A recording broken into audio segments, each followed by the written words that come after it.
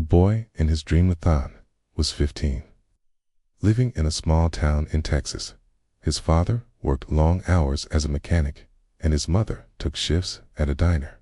Money was always tight, but Ethan had a dream. He wanted to become a racer, while other kids collected video games. Ethan collected scraps of bicycle parts, while others rode shiny mountain bikes. Ethan rode the only thing he had, a rusty old bicycle that had once belonged to his late uncle. The paint had faded, the seat was torn, the brakes squealed with every stop. The kids at school laughed whenever he showed up with it. "Hey Ethan, did you dig that thing out of the junkyard? Careful man, the wheels might fall off mid-ride." Ethan would just smile, gripping the rusty handlebars tighter. "Maybe it's not pretty," he thought, "but it's mine, and it will take me where I need to go." The rusty bicycle every morning.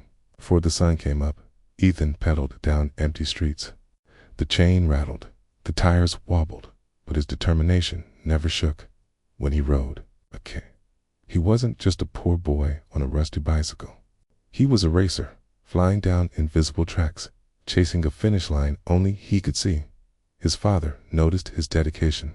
One evening, wiping grease from his hands, he said, "Son, that bike won't win you medals, but your legs just might." The first race at school, the annual town cycling race, was announced. Ethan's heart leaped. He wanted to join, but when he signed up, the whispers began. Is he serious? With that bike, he's going to embarrass himself. Race day came.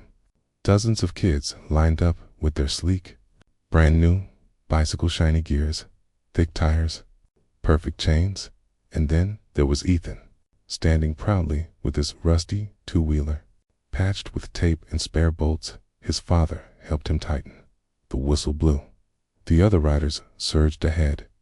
Ethan's bike creaked and groaned, but he pushed harder. His legs burned, his lungs screamed, yet he refused to stop. He didn't win. He finished in the middle.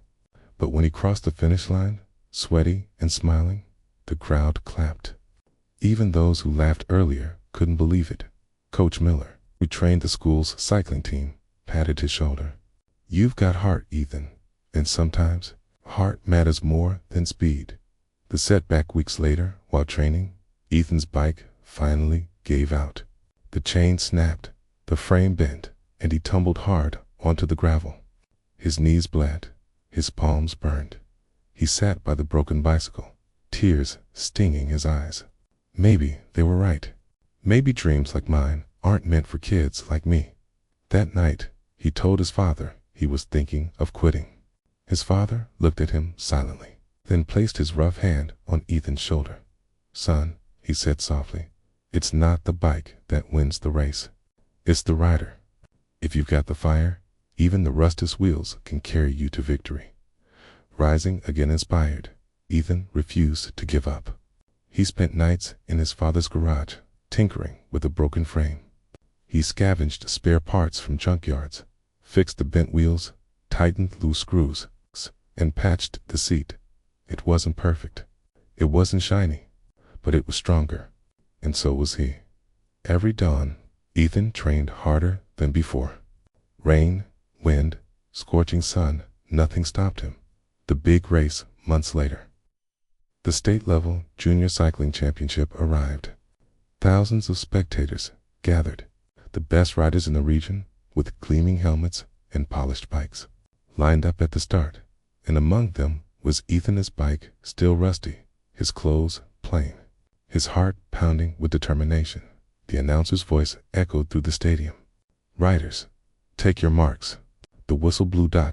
They shot forward. Ethan's rusty wheels spun with all their might. His legs pumped like pistons, his breath sharp and steady. Competitors zoomed ahead, but Ethan kept pushing. Halfway through, riders began to slow. Muscles cramped, gears slipped. But Ethan's months of training kicked in. His rhythm never broke. His eyes locked on the finish line with the final stretch in sight. Ethan surged forward, overtaking one racer, then another, and another. The crowd roared. And then, against all odds, Ethan crossed the finish line first. A new beginning. The stadium erupted with applause. Reporters rushed to him, shoving microphones in his face. "How did you do it? What's your secret?" Ethan held up his rusty bicycle, chipped and squeaky. "This," he said, voice trembling with pride. "This bike taught me that dreams don't need perfect tools. They need a determined rider. Rust may cover the frame, but it can't cover the fire inside." From that day forward, Ethan became known as the boy with the rusty bicycle. Sponsors noticed him. Scholarships followed, and soon Ethan was training for national competitions. But no matter how many medals he won, he always kept that old rusty bike in his garage, a reminder of where his journey began. Closing narration, YouTube style ending. So friends, remember this. People may laugh at your tools, your background, or your broken beginnings. But greatness is not about what you start with. It's about how far you're willing to ride. For Ethan, it was his rusty bicycle. For you, it might be something else. But whatever it is, don't quit. Because sometimes the loudest applause comes after the rustest ride.